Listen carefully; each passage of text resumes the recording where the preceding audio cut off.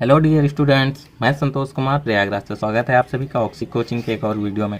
आज की वीडियो में हम अध्याय 11 इस 11वें अध्याय की एक रचना है 11.3। तो इसी रचना को आज हम देखेंगे, जानेंगे और सीखेंगे कि यह रचना कैसे की जाती है। ओके, अगर आप गौर करो यहाँ पे तो पार्ट सी का वीडियो बना रहे हैं और सारे पार्ट के वीडियो चेक करने के लिए आप डिस्क्रिप्शन को चेक कर सकते हो, आपकी मर्जी हुई तो। वीडियो शुरू करने से पहले सब्सक्राइब कीजिए ऑक्सी कोचिंग यूट्यूब चैनल को और बेल आइकन को ऑल पे कीजिए, जिससे फ्यूचर में कोई वीडियो आप मिस ना करो। अगर आपने पहले से ही सब्सक्राइब कर रखा है तो थैंक यू वेरी मच। तो रचना है कि एक दी गई किरण के प्रारंभिक बिंदु पर 60 अंश के कोण की रचना करना। यानी कि कोई भी एक किरण हो या फिर फिलहाल रेखा ही हो, तो हमें किसी भी बिंदु पर उस पर 60 अंश का कोण बनाना है।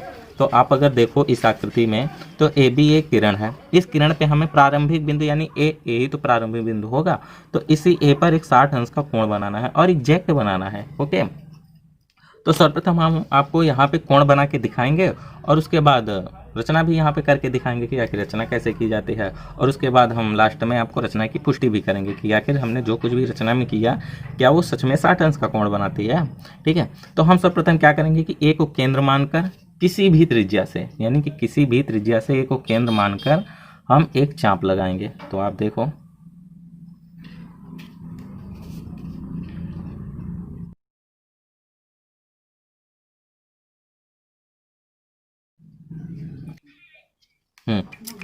तो आप देखो यहाँ पे हमने एक चाप लगा लिया। हमने इसके हाईलाइट करने की आवश्यकता थी क्योंकि ये प्रॉपर तरीके से नहीं दिखाई दे रहा था। जैसे ही हमने चाप लगाया ये पॉइंट हमें मिल गया। हम इस पॉइंट को क्या नाम दे देते हैं, डी नाम दे देते हैं। ठीक है, क्या डी।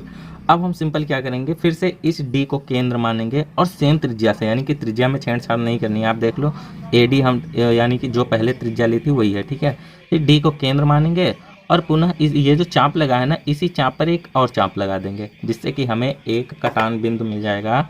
यहाँ पे इस बिंदु को हम मान लेते हैं, डी के बाद क्या आता है, ई आता है। सिंपल ये बिंदु, तो हम सिंपल ये जो ई है ना, इसी ई को ए से मिला देंगे, ई को ए से मिला देंगे और मिलाते हुए आगे भी बढ़ा देंगे। कहाँ तक ले जाएंगे, बिंदु सी तक।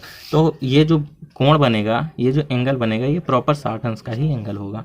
ठीक है, आपने रचना सीख ली, आपको पता भी चल गया। अब हम लिख कर भी बताते हैं कि आखिर इसकी रचना के चरण में क्या क्या लिखना है। वैसे जो भी चीज़ आपने यहाँ पे किया या फिर जो भी चीज़ आप यहाँ पे करोगे, सेम वही चीज़ आप रचना के चरण में लिख दोगे, आपको पूरे नंबर मिलेंगे। तो सर्वप्रथम देखो ए बी एक किरण थी। ठीक है, तो वो हम लिख लेते हैं कि ए बी एक किरण है। अब किरण का भाई एक प्रारंभिक बिंदु होता है। ठीक है, तो जिसका प्रारंभिक बिंदु ए है,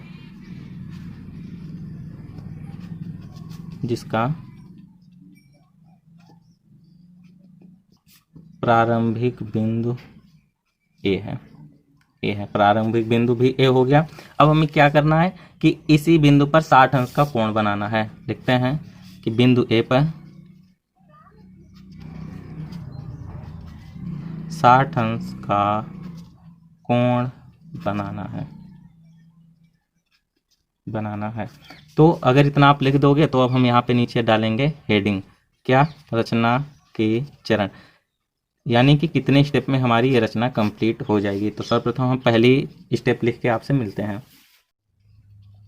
तो पहला स्टेप हम कंप्लीट कर चुके हैं। क्या लिखा कि बिंदु ए को केंद्र मानकर किसी भी त्रिज्या द्वारा एक चाप लगाया जो किरण ए बी को डी पर काटती है। आप अगर देखो आकृति में तो वही चीज़ लिखा है जो कि है, ए बी एक किरण है, किसी भी त्रिज्या से हमने एक चाप लगाया जो कि सर्वप्रथम ए बी को कहाँ, डी पे काटी थी। ठीक है, अब दूसरे चरण में हम क्या लिखेंगे, लिखने के बाद बताते हैं।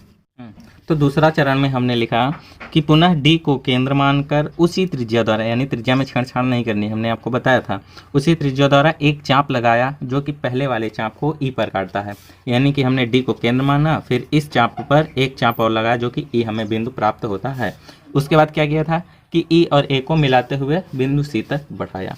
सिंपल लास्ट चरण है कि ई ए को मिलाते हुए सी तक बढ़ाया। यहाँ पे हमारी रचना होती है कंप्लीट। यह अतः यह जो हमें कोण मिल रहा है सी ए बी, हम यहाँ पे लिख देंगे अतः एंगल सी ए बी जो है सी ए बी एक 60 अंश का कोण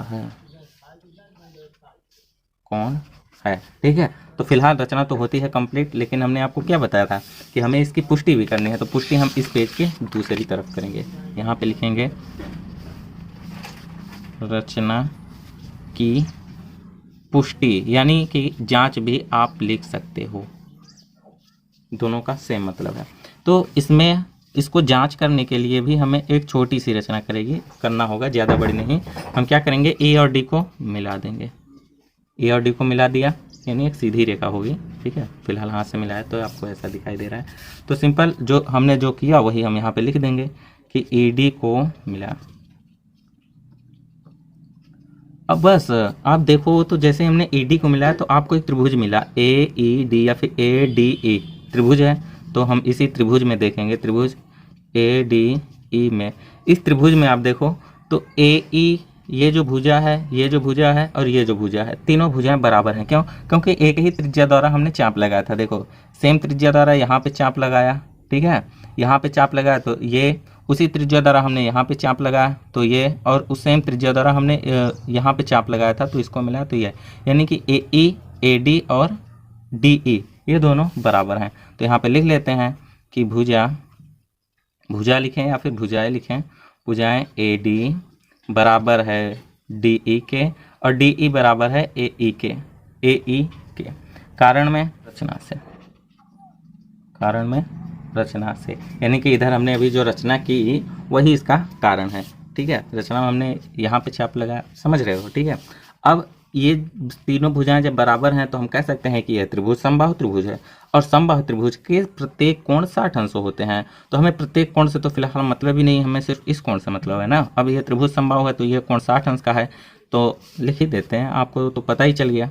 अतः त्रिभुज ए ई डी समबाहु है। अब समबाहु है तो हम लिख सकते हैं कि अतः angle E A D equal to 60 अंश। कोई हमें ये एंगल 60 अंश है। अब इस एंगल को हम सी ए बी भी तो पढ़ सकते हैं, आर एंगल सी ए बी, आर हम इंग्लिश में क्यों लिख दिए, या C A B equal to 60 अंश। हमें यही चीज़ तो प्रूफ करना था, किसी भी तरीके से ये एंगल 60 अंश प्रूफ हो जाए। ठीक है, तो हमने यहाँ पे प्रूफ कर दिया है। यहीं पे आप इति सिद्धम लिख सकते हो, आपकी मर्जी हुई तो लिख देना संस्कृत भी।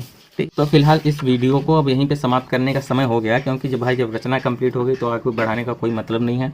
अगर आपकी इच्छा है तो इस वीडियो को लाइक कर देना, अगर वीडियो अच्छा लगा है तो लाइक कर ही सकते हो आप, और ज़्यादा ही पसंद आ गया है तो दोस्तों के साथ शेयर करने के साथ साथ चैनल को भी सब्सक्राइब कर सकते हो। अगर आपका कोई क्वेश्चन है, कोई टॉपिक है तो कमेंट बॉक्स में बताना, या फिर टेलीग्राम पर ज्वाइन होकर आप वहाँ पर भी हमसे आप पूछ सकते हो। सो समाप्त करते हैं इस वीडियो को यहीं पर, मिलेंगे आपसे नेक्स्ट टॉपिक पर। तब तक के लिए बाय बाय, टेक केयर, ख्याल रखना अपना, बाय बाय।